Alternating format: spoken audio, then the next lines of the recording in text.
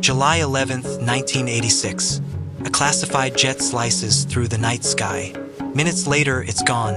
Radar contact lost. The pilot, Major Ross Mulhare, is dead. And with him, America's most secret project nearly collapsed. But this wasn't just another tragic training crash. This was the night the world's first stealth fighter, the F-117 Nighthawk, came dangerously close to being written off as the biggest failure in U.S. aviation history. Think about that. The aircraft that would later dominate the Gulf War, slipping past enemy defenses like a ghost, was built on lies, fatal crashes, and computers so weak they could barely handle the math. Even Lockheed's own legend, Kelly Johnson, the man behind the U-2, looked at the F-117 design and said, "That'll never fly." But here's where it gets crazy. The same flaw that almost killed the program ended up being its secret weapon. And tonight, we're digging into the cover-ups, the disasters, and the shocking truths the Pentagon buried for decades. Let's rewind. It's the mid-1970s and American pilots are dying. Soviet missiles had evolved into perfect hunters, turning U.S. aircraft into sitting ducks. The Pentagon's solution? A ghost plane, something that could sneak through radar as if it wasn't even there. What they got instead was a nightmare in the air. The F-117 wasn't just ugly, it was unnatural. Flat panels instead of sleek curves. Aerodynamic rules thrown out the window. Pilots quickly dubbed it the hopeless diamond. Even inside Lockheed, some engineers thought the project would sink the entire company. And truthfully, it almost did. The turning point came from a Soviet scientist. In 1964, Pyotr Ufimstev published equations predicting how radar waves bounced off flat surfaces.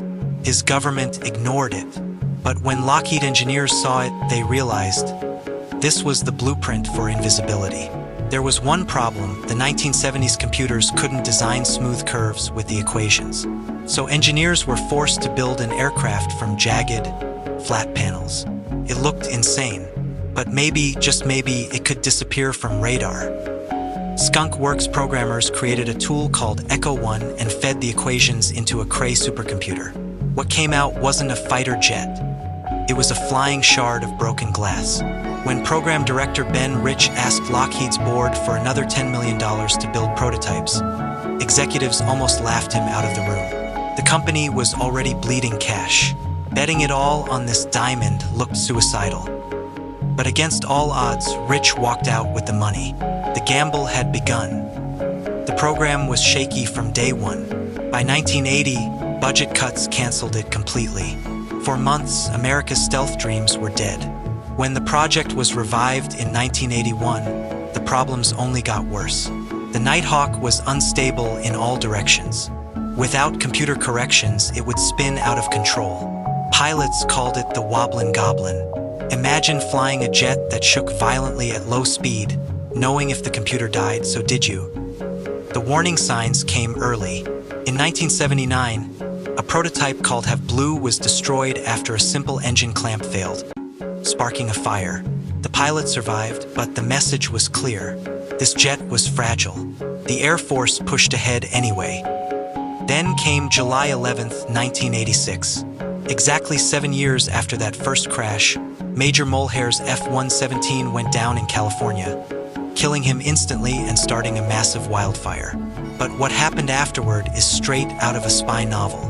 Armed guards sealed off the crash site. Firefighters were blocked at gunpoint. And in a stunning cover-up, the Air Force swapped the wreckage with pieces of an old F-101 fighter to fake a crash scene. For years, experts debated what really went down. The truth? Locked away in classified files. But the nightmare wasn't over. In 1987, another pilot, Major Michael Stewart, died when his F-117 crashed in the Nevada desert. 2 top test pilots gone in just over a year. Critics began asking, was this jet too dangerous to exist? And maybe it was. The faceted surfaces designed to scatter radar also made the plane fight physics at every turn. Engineers spent 3 years building an exhaust system that wouldn't glow like a torch to enemy sensors. Targeting windows shattered in testing after costing $500,000 each. Every solution led to another problem. So why didn't they give up? Because deep down, they knew this jet could change everything. Eventually, engineers created a pilot-activated recovery system, basically a save button that could rescue the aircraft if it started tumbling. For the first time, a US fighter had a system that could pull itself back into control, even if the pilot blacked out. Still, the men who flew it lived double lives. They called themselves bandits, but officially, they were listed as aggressor pilots flying F-5s in training. They couldn't tell their families what they really did, or that every single flight was essentially a test mission with their lives on the line. Finally, in 1988, after years of shadows, the F-117 was revealed. What had once been mocked as hopeless became America's ace. And during the Gulf War, it silenced every critic. Flying only 2% of missions, F-117s destroyed 30% of strategic targets. They hit downtown Baghdad while Iraqi radar showed empty skies. Not one was shot down. Here's the irony. The flaws that nearly killed it, flat panels, unstable design, weak computers, were exactly what made it revolutionary. Those jagged panels scattered radar better than smooth curves. The financial strain forced engineers to innovate faster and smarter. And the instability led to flight control breakthroughs that modern stealth jets still use today. The F-117 proved one thing. Sometimes the craziest gamble pays off. From the hopeless diamond to the Gulf War's ghost plane, it reshaped warfare. Today, most sit in storage, though some still pop up in the skies. And every stealth jet you see, from the B-2 to the F-35, owes its existence to the jet that should never have flown. So here's my question. If you were in that Lockheed boardroom back in the 70s, would you have bet everything on this insane idea? Drop your thoughts in the comments. I'd love to hear your take. If this story gave you chills, hit that like button and subscribe. Because next time, we're diving into another aircraft so secret, even its own pilots didn't know its true purpose. And trust me, you won't want to miss that.